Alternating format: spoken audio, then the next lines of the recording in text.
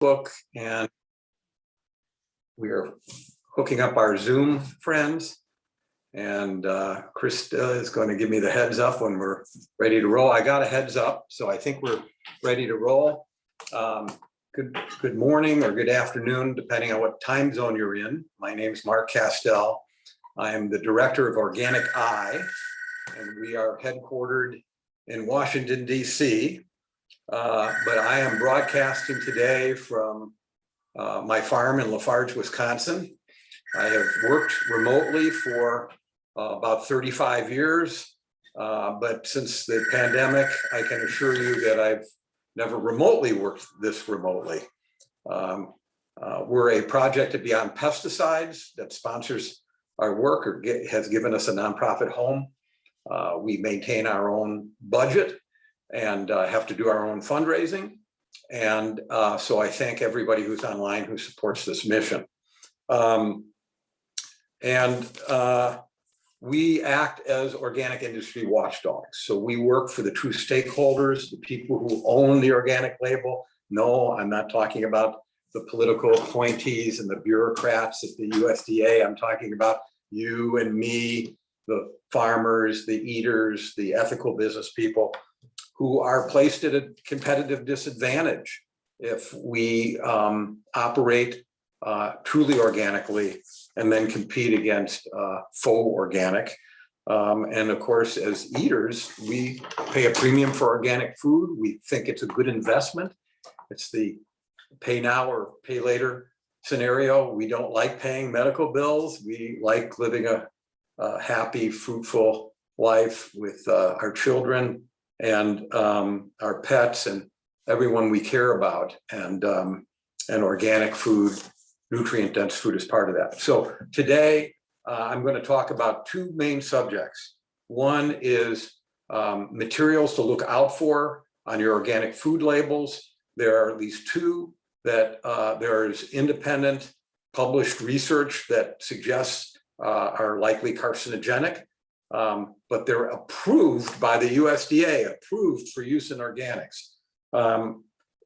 And the second major subject I just want to touch on is plant-based foods, plant-based foods. They're not always what you think they are. And I want to talk about how to read labels and how to think about that, because OrganicEye is going to be doing a lot more research and reporting back to you next year on plant-based foods or cell-cultured meat, dairy, eggs made from the genes of animals, but not from the output of the animal.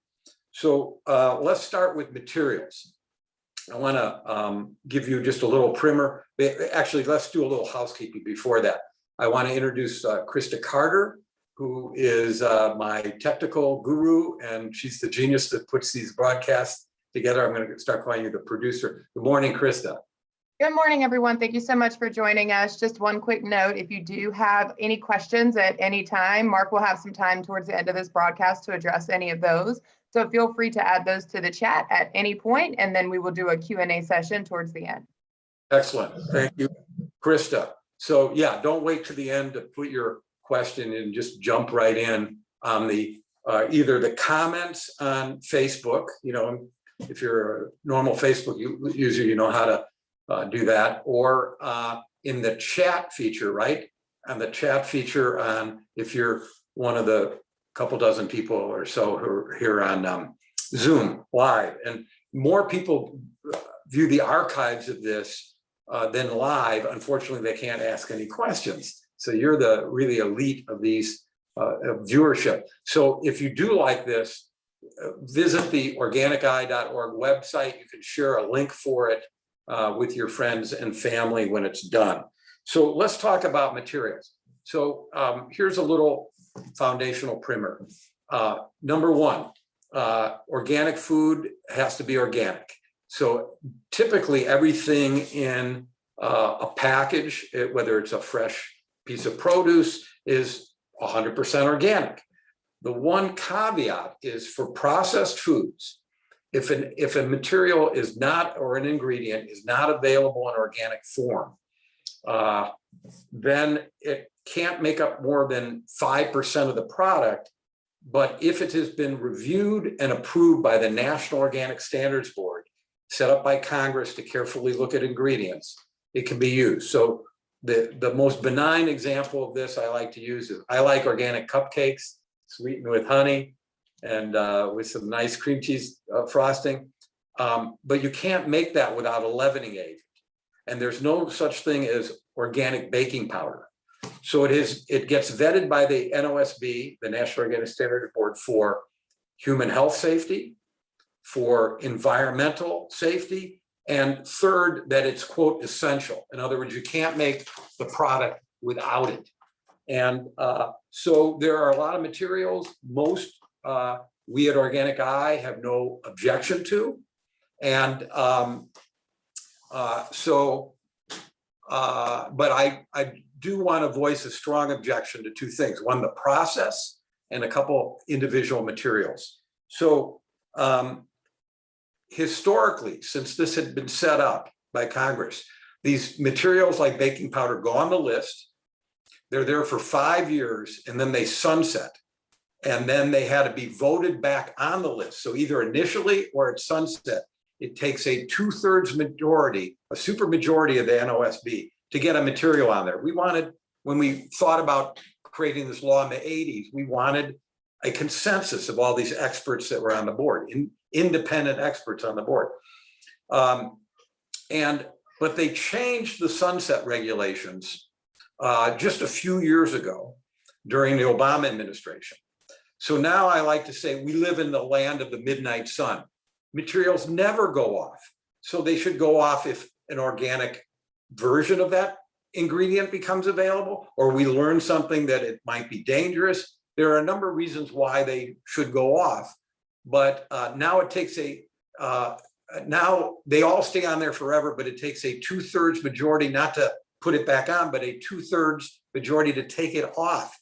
And through successive Republican and Democratic administrations, the board is now filled, the majority of the board, with folks who either they directly or their employers directly, the people signing their paycheck, have a relationship with the Organic Trade Association, the major industry lobby group. So it's not as an independent board that we had envisioned. So here's the two materials. First is celery powder. Now, I like celery powder. If you are from Wisconsin and you have a bratwurst, and it's one of the ingredients you might want to put on your bratwurst. But I'm not talking about that celery powder. I'm talking about celery powder they use to cure meats. So processed meats like hot dogs or sausages. When people first started making processed meats, like fermented foods like sauerkraut or yogurt, it's because we didn't have refrigeration. So we might have used salt or other materials to preserve some of our foods. So we've got these meats that have been preserved using synthetic nitrates. And those of us who want to eat an all-natural diet have been trying to move away from chemicals in our food. Before organics was really readily commercially available, when I was younger, in my 70s, I ate a whole foods diet. Long before there was any grocery store that said whole foods, I ate plain, natural whole foods. And the first thing I did is I eliminated anything from my diet that I couldn't pronounce. So, if you look at an ingredient list and it's like a short novella, stay away from it, whether it's certified organic or conventional. So the industry started moving towards these alternatives to synthetic preservatives. And so they label uncured, or they label all natural, and they started putting celery salt in.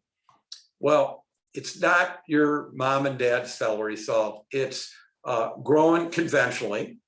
It's grown with copious amounts of synthetic nitrogen, because celery, like some plants, were concerned about rice being very adept at uptaking arsenic from the soil. either synthetic or naturally occurring arsenic. But in the case of celery, it's really good at taking up nitrogen. So they take a conventional celery that's been bred to be very efficient at this. They grow it conventionally in synthetic nitrogen. And then that's how they're putting this nitrate in the food. And so these nitrates, and they metabolize into nitrites. They are there. I would encourage you to look this up. I'm not going to give you any citations, but they are suspected in causing cancer in humans. And that's why medical professionals encourage people, one reason to encourage people to stay away from processed meats like bologna or summer sausage or hot dogs, etc. Now, you can make organic meat without nitrates. You could keep them in the freezer, so they're going to have a much shorter shelf life, and you're going to have to label them very carefully because if you don't handle them properly, they could spoil. So we will be petitioning the USDA to remove that. The lobbyists at the Organic Trade Association have been, and their members, spending money researching, trying to come up with an organic, their answer is come up with an organic version of the celery powder so we can take it off the approved list because there's organic available. Well, my rhetorical question is, are you happy eating a carcinogen? Will you be more happy if it's a certified organic carcinogen versus a conventional carcinogen? I'm guessing the people watching will not be happy. So we will plug you in. If you're not already a member of OrganicEye, we have no minimum donation, but obviously we welcome your support. Or if you're not on our free newsfeed list, you could sign up for both on our website and we will loop you in, because we're going to come up with a list of some companies that we will probably target and ask them to remove this voluntarily. And that gives me a segue into my next material here, and that's Carrageenan. When it came up 15 years ago, 10 years ago at Sunset, I appeared before the National Organic Standards Board along with some of my colleagues, asking them to remove it because Carrageenan, I had eaten it back in the 70s. It was a natural emulsifier, it was a natural thickening agent. It keeps things in suspension like the chocolate and chocolate milk. It came up for Sunset Review. And when we looked at it, there was a growing body of literature, peer-reviewed, published. Most of it was sponsored competitively and funded by the National Institutes of Health. And it concluded that not only was it a very potent inflammatory agent, in fact, non-food grade versions of Carrageenan are used in laboratory animals to induce inflammation so they can test drugs that are designed to eliminate inflammation.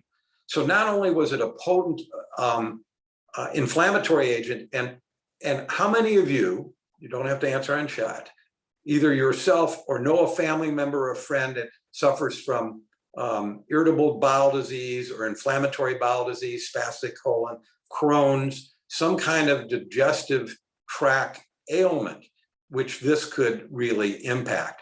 But not only that, there was literature to suggest that it was carcinogenic. And when we took that to the National Organic Standards Board 10 years ago, the lead member who was orchestrating the review worked for the largest certifier, CCOF. And she said, I'm going to weigh all the science to tell you which is good and which isn't. She took the science that was sponsored, not by the NIH, but science sponsored by the Marinol, I'm not sure what the acronym stands for, but it's the seaweed industry. She used that and really demeaned the science that was publicly funded that concluded it was dangerous. And it stayed on the list for another 5 years. I asked at the time, if you punt this down the road, we'll revisit it at the next sunset. If you punt this down the road, how many people are going to be seriously impacted? And then I guess that was 15 years ago. 5 years ago, 10 years ago, and 5 years ago. I'm sorry, I'm getting old, folks. I've been doing this a long time. So 5 years ago, it came up for sunset again.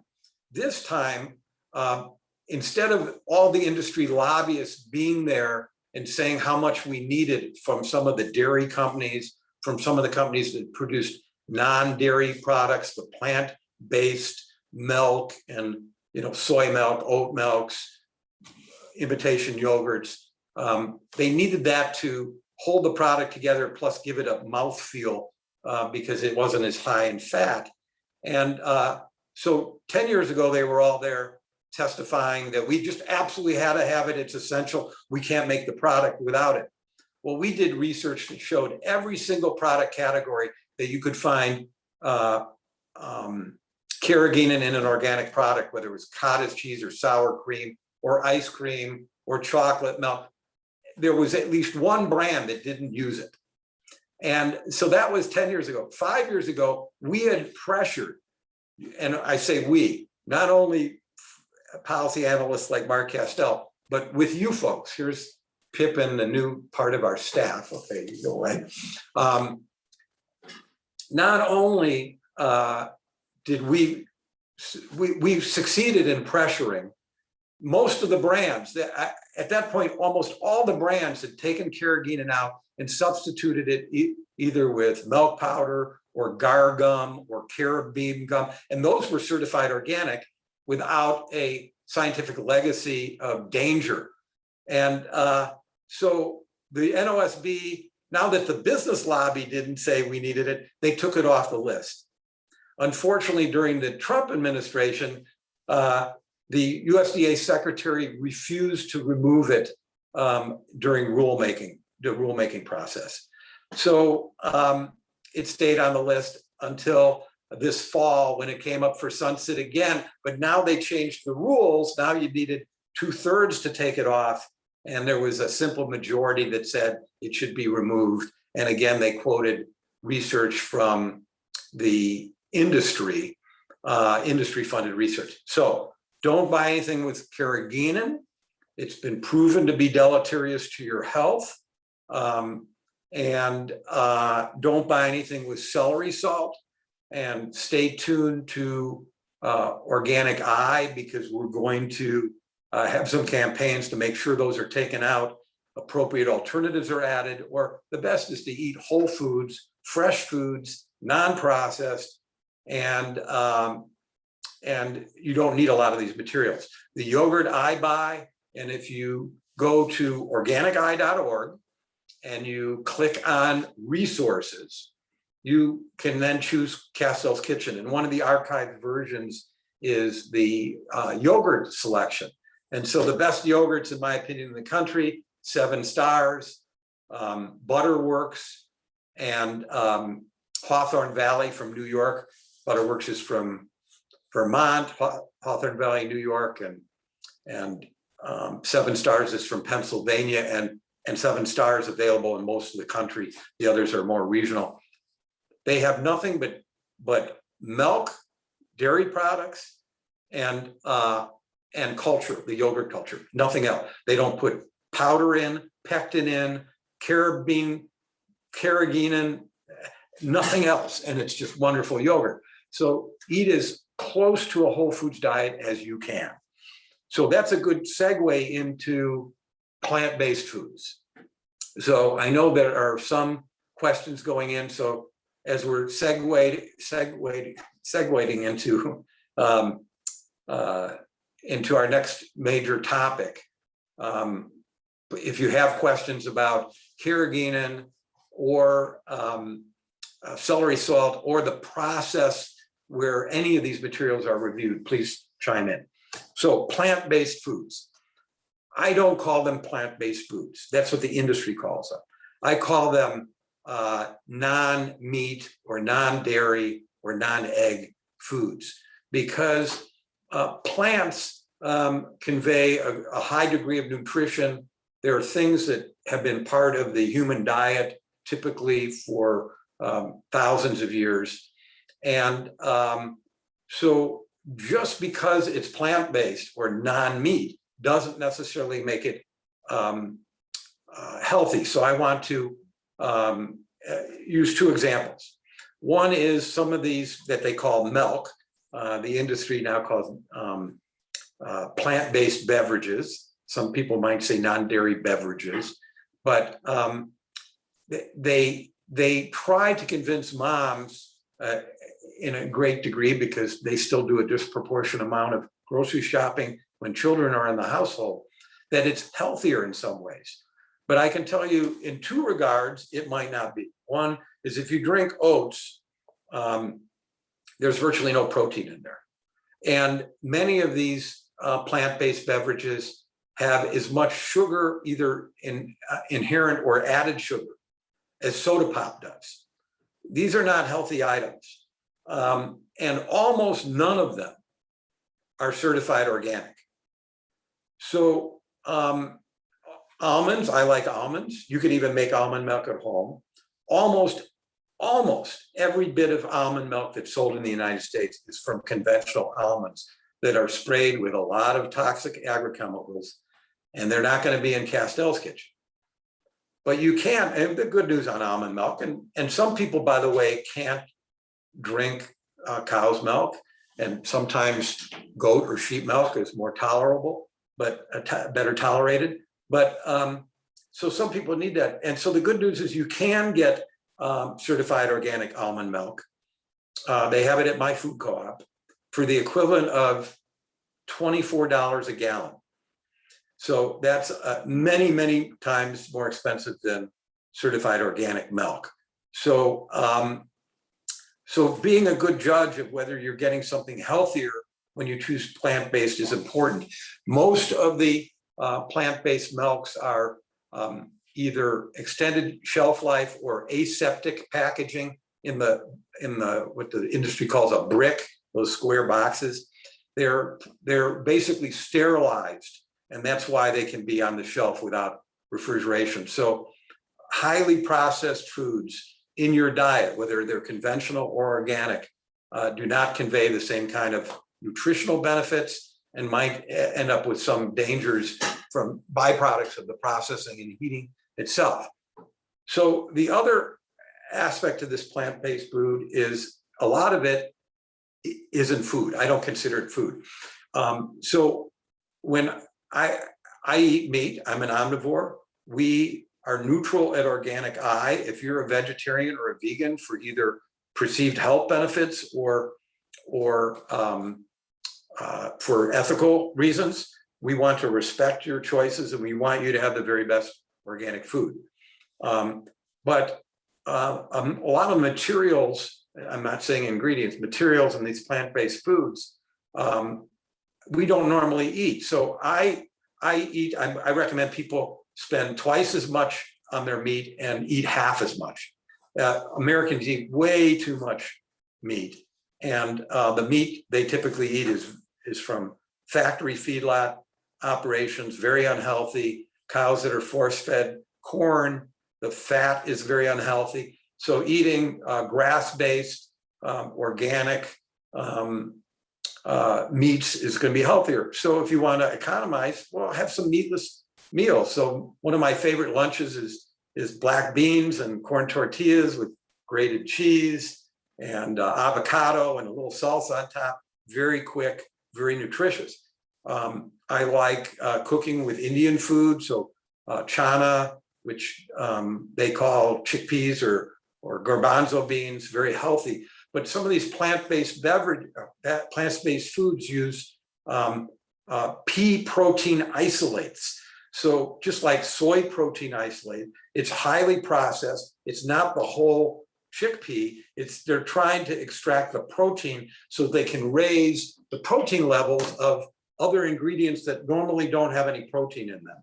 And so again, you read the ingredient lists I read an article on the internet this morning that the Impossible Burger has 14 different patented ingredients. So it's not just that it isn't food. They've created these food-like materials in laboratories, and quite frankly, we're going to be doing some serious investigations on the safety of these products, and we'll report back to you in 2002. So why is there so much growth in these plant-based beverages and plant-based imitation, the meat analogs, imitation meat? The next phase is going to be what they call cell culture. So they take the cells from these animals and try to reproduce them in a laboratory type factory.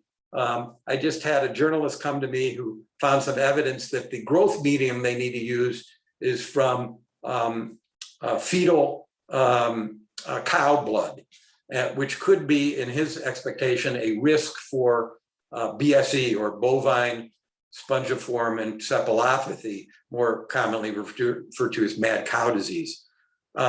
So these aren't vegan, they're not vegetarian. So why is this growth happening? Because literally hundreds of millions of dollars, if not billions at this point, of investment capital is being pushed into this industry, because you can't patent a T-bone steak, and you can't patent my black bean burrito if you're a vegan, and you can't patent most of these food items that we eat that are grown on farms in nature organically. But they're creating things that they feel are going to have a better, more profitable business future. So don't be a lab rat, or don't have your children be experimented on, and tune into OrganicEye going forward. And I think I'm going to wrap up. Krista, I think we have some questions, so I'm going to turn to you. And if we don't get to all the questions, or by the way, some that come in afterwards, I will try to answer them on our Facebook feed below the posting for the video. So if you don't hear your answer, you want to see what other people were up to, please feel free to tune in. Krista, please go ahead. Let's go ahead and start off with a question. Can you explain the difference between celery powder and celery juice powder? It's the same thing, I believe. It's a dehydrated form. There might be other terms that they use. Those terminologies have to be acceptable not to the USDA Organic program, but to the FDA that handles labeling requirements on packaging. So same biological activity in the plant, or in the food product, so you want to avoid both. Okay, and related to that, do you have any comments on cultured celery juice powder? If it's on the food label, it's the same thing. Cultured, fermented and cultured has become a really nice buzz phrase, and I don't really know that there's adequate regulatory oversight that when we're buying things that say cultured, that they actually go through a culturing process. And then sometimes I know with, I'm having a mental block, but the fermented teas and what is that, Krista? You can help me. Kombucha? Kombucha, thank you. That some of these, and sauerkrauts are then packaged and canned or bottled in the same way and heated afterwards. So it negates whatever live biological activity is going on there. So if it says celery, and if it's on a processed meat product, and by the way, here's the interesting crossover. Not only do you find Carrageenan in some of these non-dairy products or dairy sour cream, but they use them in processed meats to help hold them together. So if you get deli meats that are sliced or whatever, you need to look for Carrageenan in there too, not just celery salt. Okay, Krista. Okay, so just another question, just more of like a clarification. Are oat milk and almond milk not good to drink? Well, I'm going to tell you that you should satisfy yourself in terms of its nutritional profile, where the nutritional facts are required by, again, the FDA, not the USDA. You can compare protein content. You can compare the sugar. As I was saying, some are just off the Richter scale. You might as well drink Mountain Dew or something. So you'll have to make that decision. If you're a vegan, I know that almonds, and we fought very hard on behalf of folks that are vegan in past years to fight the forced by the FDA quote, pasteurization of almonds, heating up raw almonds and still being able to call them raw. So almonds are very important to vegans as a protein source. And so some might need that in their diet. But the interesting factoid is that the vast majority, I think it was over 70% of people who buy non-dairy beverages or non-dairy ice cream or other non-dairy products also eat dairy. So they also have pizza or cheese or ice cream. And so they're not eating it because they're intolerant. They're eating it because all those millions of dollars have gone into marketing, suggesting that somehow they're healthier. But I really encourage people to do their own research on that. Do you have any information on the Elmhurst non-dairy milks? I don't on any particular brand. Again, Elmhurst is a large conventional dairy. I don't know that they do anything organically. They might. So number one, if you do need and want and desire a non-dairy beverage, I really encourage you to find an organic alternative, because then at least you know you're not eating those chemical residues. There are some unsweetened dairy beverages. I have yogurt on my cereal or granola, and I use fresh fruit as my sweetener. So you can get unsweetened soy beverage as an example. I think there are unsweetened oat varieties. And so if when you start reading what's in your refrigerator now and you go, my God, I can't believe there's that much sugar in there. That's one of the reasons that people have switched is other than children, most fluid milk goes on cereal in the breakfast.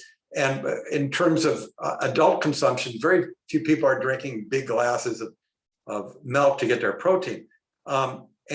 But the medical science, which is changing every day, was telling us for years that fat is dangerous, don't eat fat. And so we were buying skim milk and 1% milk.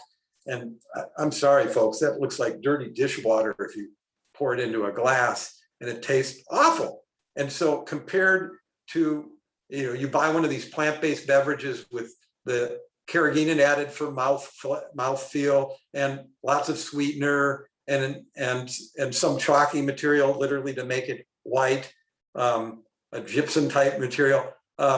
It might taste better than skim milk. I will be the first to admit, but I really encourage everybody to do their homework and check the nutritional contents of what they're buying. Krista.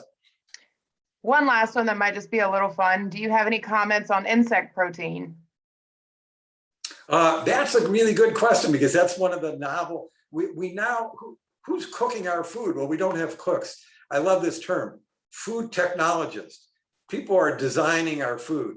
And so they're really out to try to patent alternative protein forms. I talked about these isolates, like pea protein isolate. And they are looking at raising on probably miniature factory farms. No, they'll be large scale, some kind of insects. And there's really two applications. One, to be incorporated into our diet. I have no opinion on that. If we get over the yuck factor, they're animals just like other animals that we raise for nutritional purposes. And it's really not commercialized here. So in other countries, they have eaten insects. But again, they're whole insects. They're not like a highly processed product. The other, and this is where I have been looking at a little bit of the research, and that's feeding some of our livestock insects. And I don't mean to, livestock like ruminants, cows and sheep and goats, who were designed by God or bred through the evolutionary process, your choice, to eat grass. But we have found out that it's more profitable to force feed them things like soybeans and corn and mass produce them in a very ecologically dangerous manner. And it creates food that nutritionally isn't as beneficial. So I doubt if I would favor feeding livestock in general insects. However, chickens were not designed to be in a cage or be crammed into a building and peck all day at corn and soybeans and other materials. They are omnivores, and they're designed that scratching and pecking, what we call foraging behavior, was designed to uncover weed seeds, and they do eat some plants. They're not ruminants, they can't live on grass, and they eat insects. And so in organics, one of the other materials that we've been fighting that was approved by the National Organic Standards Board is a synthetic amino acid that boosts their productivity. And it's a substitute because they don't get this from having an omnivorous diet and being confined indoors. So if you were going to suggest that it might be an advance to feed insects to chickens, that might actually create a more nutritional egg and or poultry product, and it might cut down. We might be able to then petition the USDA and say that this synthetic amino acid is no longer, quote, essential, and you have to remove it from the approved list. So I know, Krista, you combine questions when you ask it, and so I know there were a lot more. Are there any left unanswered? No. Okay. Nope, you've gotten them all. So I want to thank everybody again for participating. If you aren't a member, this isn't a fundraising tape, but this is the season of giving, and we are a public charity. We can only do this work with your financial support. So whether it's $10 or $10,000, please consider going to organiceye.org and joining. I'm happy to say that one of our two largest donors, a family foundation, has contributed a $50,000 match, and you can still take advantage of that through the end of the year, and your contribution will be double.